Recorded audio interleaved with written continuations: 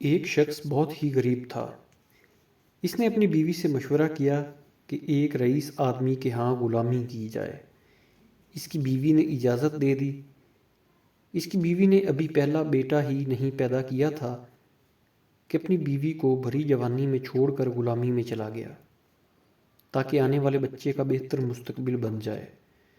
وہ دور دراز ایک شہر میں چلا گیا اور 20 سال اس رئیس آدمی کی خدمت کی۔ 20 سال بعد آدمی سے اجازت لی کہ وہ اب گھر جانا چاہتا ہے۔ رئیس آدمی سخی بھی تھا۔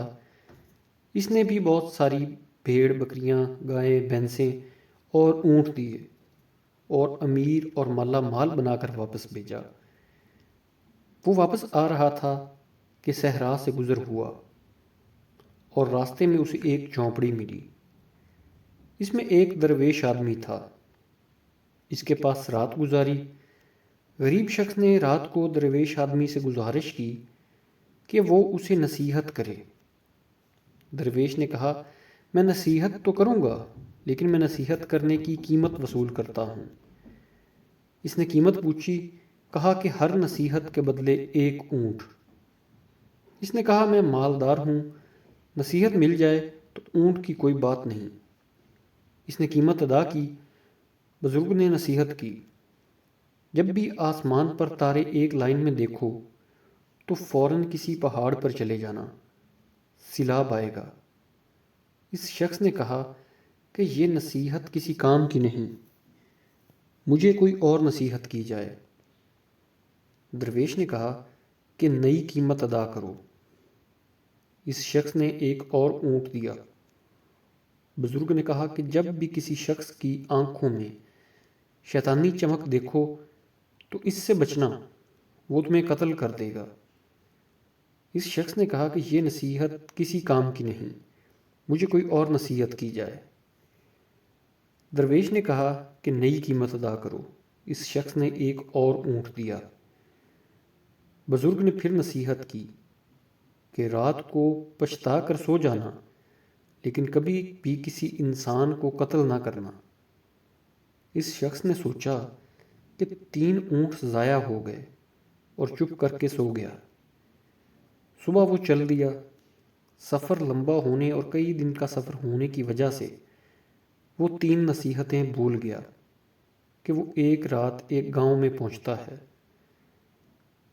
رات کو جب وہ سونے لگتا ہے تو آسمانوں پر دیکھتا ہے کہ تمام ستارے ایک لائن میں آ گئے ہیں۔ اس کو درویش کی نصیحت یاد آ جاتی ہے۔ وہ شور مچاتا ہے، گاؤں والوں پہاڑ پر چلو، سیلاب آنے والا ہے۔ لوگ اس کا مذاق اڑاتے ہیں۔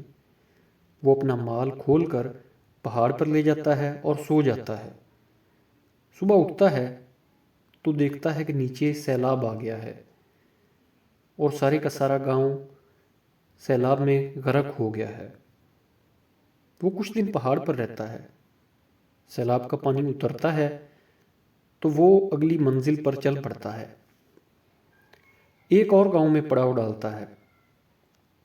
ایک شخص کے گھر قیام کرتا ہے جو کہ باتیں کرنے کا بہت ہی اچھا معلوم ہوتا تھا، لیکن اس کی آنکھوں میں وہی شیطانی چمک دیکھ کر چونک جاتا ہے۔ بزرگ کی نصیحت اسے یاد آتی ہے۔ رات کو وہ کسی کشمکش میں اسے نیند نہیں آتی۔ وہ اٹھا اور بستر کو اس انداز سے پھیلا دیا کہ معلوم ہوتا تھا کہ کوئی سویا ہوا ہے۔ وہ آدمی آیا۔ اس کے ہاتھ میں خنجر دیکھ کر وہ پریشان ہوا۔ وہ آیا اور بستر پر خنجر مارنا شروع کر دیا۔ یہ آیا اور اس کو پیچھے سے پکڑ کر مارنا شروع کر دیا اور اسے باندھ دیا۔ پولیس کو بلایا اور اس کو پولیس کے حوالے کر دیا۔ آخر کار وہ رات کو اپنے گاؤں میں پہنچتا ہے اور اپنے گھر کے پاس پہنچ کر دیکھتا ہے گھر میں اس کی بیوی کسی کڑیل نوجوان کے ساتھ والی چارپائی پر سوئی پڑی ہے۔ اس شخص کو غصہ آیا اور دل میں خیال آیا کہ میں اس نوجوان کو قتل کر دوں گا۔ جیسے ہی وہ ارادہ کرتا ہے اسے اس درویش کی بات یاد آتی ہے کہ کبھی بھی قتل کر کے نہ سونا، پچھتا کر سو جانا۔ وہ سوچتا ہے کہ پہلی بھی نصیحت کام کر گئی، دوسری نصیحت نے بھی کام کیا، لہٰذا وہ گاؤں سے باہر آ جاتا ہے۔ صبح ہوئی، اس کے دل میں خیال آیا کہ گاؤں والوں سے اپنا حال دریافت کروں۔ جیسے ہی گاؤں میں جاتا ہے، اپنے بارے میں دریافت کرتا ہے۔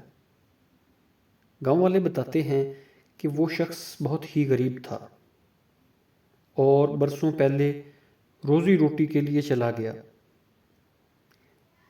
اس نے مزید دریافت کیا کہ جب وہ جانے لگا تو بچہ ہونے والا تھا۔ گاؤں والوں نے بتایا، ہاں، اللہ نے اسے ایک بیٹا دیا ہے جو کہ اب کڑیل جوان ہو گیا ہے۔ اس کے ذہن میں آیا، جو رات کو نوجوان تھا وہ میرا ہی بیٹا تھا جسے قتل کرنے کا خیال اس کے دل میں آیا تھا۔ وہ گھر گیا اور بیوی اور بیٹے سے ملا۔